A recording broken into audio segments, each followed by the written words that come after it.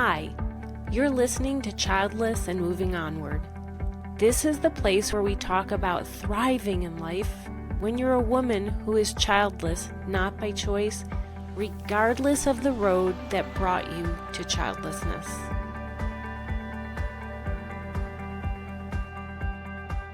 Welcome to episode 65 of Childless and Moving Onward. I'm your host, Gail Miller. I'm a physician, life coach, and speaker. I also walk this path of being childless by circumstance and not by choice. And in this podcast, I talk about the mix of emotions because navigating this childless experience is complex. It's never easy. It's usually not even simple to explain. But if you're looking for support, this is the place. Okay, so let me start with what brought on this topic.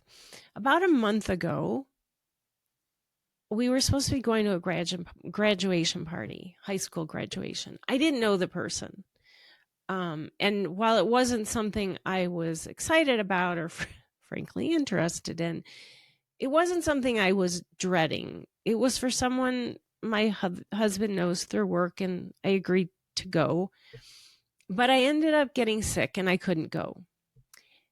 And my husband remarked that, well, first of all, he knows that I'm an introvert. But he remarked that I must be happy not going, not the being sick part, because then I don't have to socialize. Again, he knows I'm an introvert. I despise small talk. It's not that I don't want to socialize, but I like to have real conversations. And so I prefer small groups where I can have a deeper conversation than simply, what kind of work do you do? And, oh, we're lucky to have such nice weather today. And, oh, too bad it rained and we had to move inside. Or, of course, that, expected, do you have kids? So I want to have a small, intimate, deep conversation. It's not that I don't want to socialize. I just hate small talk. Okay. But this isn't the first time for the comment to come up about not wanting to socialize. I've heard this from others. To me, I've heard it from others who are childless, that they've been told they're antisocial for avoiding situations where they will be triggered. I've been told I'm antisocial and that it has nothing to do with my being an introvert. There are just situations that I, like so many of you, don't enjoy because we know we'll be surrounded by conversations that are about nothing but kids and now grandkids. Now, I'm not somebody who thinks there should never be conversations about kids. I know some people feel that way. That's not my viewpoint. I'm not saying it's wrong for others to feel that way. That's just not how I feel. I don't feel that nobody should ever be able to talk about their kids. But, okay, let's face the reality, which is that the vast majority of conversations at social events are all about and only about kid-centric topics.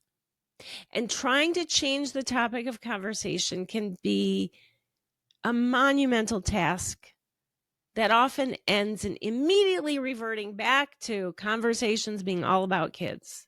Trust me, that is one of my tools that I use. I come armed with topics of conversation so that, hey, let's talk about something that we can all be part of.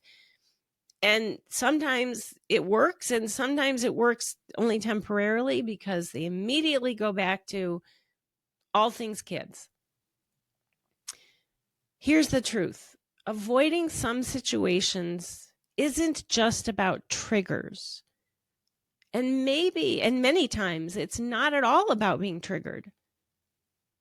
It's also not about being antisocial. And I'm going to repeat that. Not wanting to be in some social situations is not about being antisocial for those of us who are childless, not by choice. It's not about being selfish. It's just the opposite. It's about not wanting to be where we cannot socialize, where others are being selfish towards us because they will not have anything but kid-centric topics of conversation. So when the topic of conversation is almost 100%, if not 100% about kids, then where does our ability to socialize come in? How do you socialize when conversations exclude you? How are we considered the selfish ones when others don't include us? So no, not wanting to go to events when you're childless isn't antisocial. It's not selfish. Not going to those events is actually about not wanting to be where we cannot socialize. It's a question that doesn't get asked enough. How do you socialize when conversations exclude you? When nearly every topic at every event centers around kids? It's not just difficult, it's isolating. For those of us who are childless, especially those not by choice, but also for those who don't have kids and it's by choice, this exclusion isn't abstract. It's our lived experience, and it's frustrating and it's draining. When you walk into a room, you're pretty much guaranteed that conversations will be all about parenting, school schedules, milestones you'll never experience. It's not that you don't want to connect. It's not that you don't want to socialize. It's that you're being left out of the very heart of the socialization. The assumption that everyone can participate in these conversations creates an invisible barrier. Or maybe it's not an assumption that everyone can participate. Sometimes it's a situation where people realize we can participate, but they don't care. After all, we're looked down on. We're seen as abnormal or less than. We're the other. And the other isn't part of things. So it's not about lacking social skills or being antisocial or being selfish. It's about being unable to join in because the topics don't include your life experiences. It's about being excluded and unwelcome. It's about others treating us selfishly. We're not being antisocial. Social gatherings and the structure of them, which is all about parenting, keeps us from socializing. Avoiding these situations isn't about disliking people or disliking conversations. Instead, it's our desire for genuine connection that keeps us away from events where we know we'll be sidelined, where we know we won't have connection. We want to talk about ideas, passions, current events, or even just share a laugh over something that isn't about parenthood. But when every attempt to change the conversation to something we can join in on is immediately changed back to being only about kids, where's our space in the conversation? Where's our space in the discussion? Where is our connection? When do we count? Where is our opportunity to socialize? Instead, we're labeled as antisocial. Nope, we're not. Over time, being repeatedly excluded or labeled as antisocial or selfish for not wanting to even go to social events, it all takes a toll. The feelings of being othered are highlighted. The grief feels deeper. It has nothing to do with not liking small talk, which I don't. It's about not liking situations where we cannot socialize, where we are excluded and treated like we're invisible. So, let's take our power back. We can't change society. We can try to change conversations in social settings, and sometimes it is a fix. Sometimes it's only a temporary fix. Sometimes it doesn't work at all. We can't change society, but we can take care of ourselves in other ways. So, in addition to finding support groups where it's for other women without children, and there are many, I have a free support group, but there are many other groups available as well. But in addition to those, there are groups for the general population, if you will, not just those who are childless, but where the focus is on a particular topic.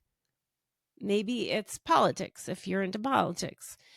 Maybe it's about a particular passion or hobby, a pet group, a hiking group, gardening group, whatever your hobby or your passion is.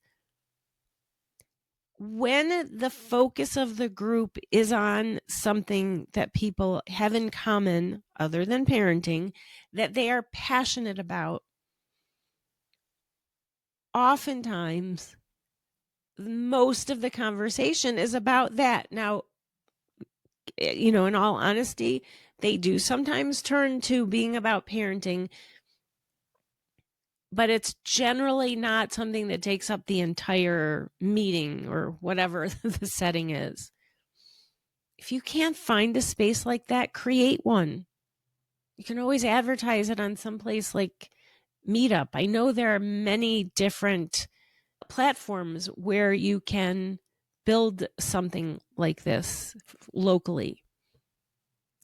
But in addition to finding these spaces, set boundaries. It's okay to say no to invitations to events where you know you'll be excluded, where you know you won't have the opportunity to be social because you will not be part of any conversation. Now, for those of you who are in situations where this is possible, share with close friends or families why these gatherings are hard for you. I know many of you don't have that support. Even those who love you just don't understand and can't hear it. But in those situations, for those of you where you do have people who will get it, who will listen, who will support you, explain it to them. It's nothing to be ashamed of. Not wanting to go to social events isn't about being antisocial. It is not about being selfish. It is actually the opposite. It's about wanting to be social, wanting to be seen, to be heard, and being included. Except we get anything but. Spaces instead feel profoundly unwelcome. So it's perfectly valid to protect your well-being by choosing where you go, what you attend, how you engage, and it is valid to say no. It's not antisocial. It's not selfish. All right, that's it for today. I will be back with you next week. Thanks for listening. If you liked this episode and you know someone who could benefit from this podcast, please share it with them and post about it on social media. There are many other women who are looking for this help and would love to know about it. To catch all the latest from me, you can follow me on Instagram at Childless Path Onward or on Facebook and YouTube at Path Onward. Thanks again, and I'll see you next time.